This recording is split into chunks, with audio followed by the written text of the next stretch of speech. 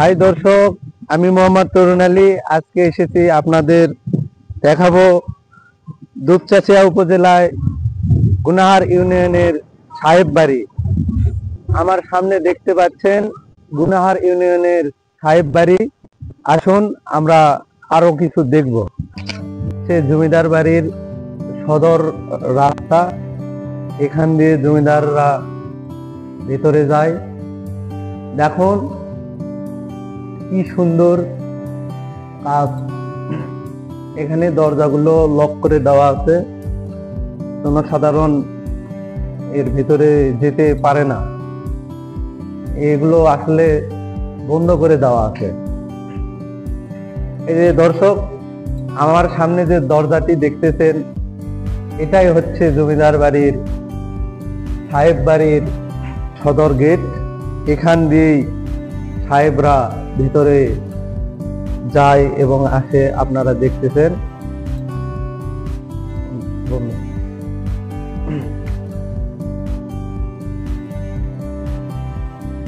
আসুন আমার সাথে আজকে দেখব। এটা হলো সাহেব বাড়ির বেলকুনি। এখানে বসে সাহেবরা এই পুকুরের পাড়ে বসে থাকতো, নির্মল বাতাসে তারা স্বস্তি বোধ করত।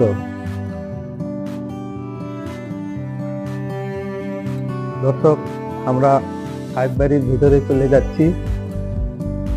আপনারা দেখতেছেন দেওয়ালে অনেক কিছু লিখে রাখছে দর্শনার্থীরা, আপনারা দেখতেছেন। অনেক অনেক বড় একটা জায়গা নিয়ে এই সাহেব বাড়ি। আমরা চেষ্টা করছিলাম এই সাহেব বাড়ির উপরতলায় যাব, কিন্তু আসলে আপনারা দেখতে পাচ্ছেন এখানেও তালা দেওয়া আছে, এই জন্য আমরা ঢুকতে পারলাম না। দেখুন দেখুন দূরে ওই জায়গাগুলো সাহেব বাড়ির মধ্যে পড়ে।